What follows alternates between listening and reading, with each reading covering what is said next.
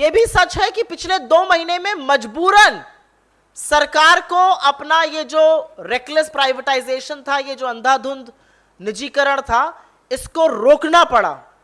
मैं 4 चीजों का नाम यहां पर लूंगी, बीपीसीएल, कॉनकोर, पवन हंस और सेंट्रल इलेक्ट्रॉनिक्स लिमिटेड। बीपीसीएल की बिक्री क्यों रोकी गई? ये नवरत्ना है, इसमें से कुछ महारत्ना कंपनीज हैं। और आपकी जानकारी के लिए बता दूं, ये वो कंपनीज हैं जो प्रॉफिटेबल हैं, ये मुनाफा कमाती हैं, ये स्ट्रेटेजिक हैं, ये जरूरी है इस देश के लिए। ऐसी कंपनियों को बेचा जा रहा है। एक चीज होती है, चलो कंपनी मुनाफा नहीं कमा रही है, लॉस में है, और नॉन स्ट्रेटेजिक सेक्टर में। ये स्ट्रेटेजिक सेक्टर में कंपनीज हैं, ये मुनाफा कमाती हुई कंपनीज हैं। और अभी 10 सेकंड में आपको बताएंगे कि एक्चुअल कारण क्या है बेचने का। खैर, बीपीसीएल से बात शुरू करते हैं।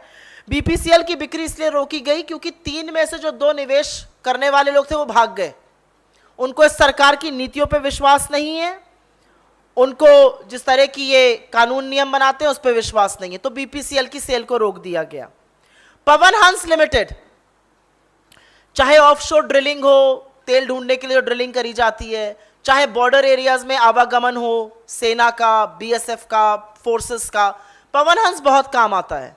पवन हंस की 51% भागीदारी एक ऐसी कंपनी को बेच दी गई जिसके खिलाफ एनसीएलटी कोलकाता ने फैसला सुनाया हुआ है, क्योंकि वो दिवालिया कंपनी के लिए अपने जो एक कमिटमेंट था उसको पूरा नहीं कर पाई थी। ऐसी कंपनी के लिए बेच दी गई।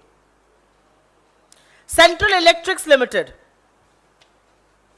ये साइंस एंड टेक्नोलॉजी मंत्रालय का एक पीएसयू है, क्रिटिकल मटेरियल प्रोवाइड करता है डिफेंस को, एनर्जी डिपार्टमेंट को, एनर्जी प्रोग्राम्स को इंडिया के, और रेलवेज को।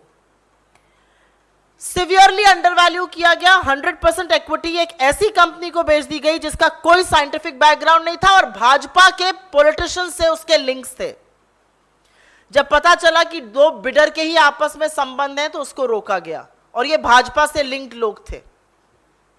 और container corporation of India, Concor, जो रेलवे का एक पार्ट है, कांग्रेस ने इसी प्लेटफॉर्म से उसके खिलाफ लगातार आवाज उठाई थी। एक बैकडोर अरेंजमेंट हो रहा था कि कैसे उनके द्वारा अर्जित उनके जो लैंड पार्सल्स थे उसको एक प्राइवेट कंपनी को दिया जा रहा था, बिना किसी मूल्यांकन के, बिना किसी पैसे को लिए, उसको भी रोका गया। तो पिछले 2 महीने में एलआईसी का सर्वनाश करने के बाद पवन हंस, कॉनकोर, सीईएल और बीपीसीएल की सेल को रोकने पर विवश हुई है ये सरकार।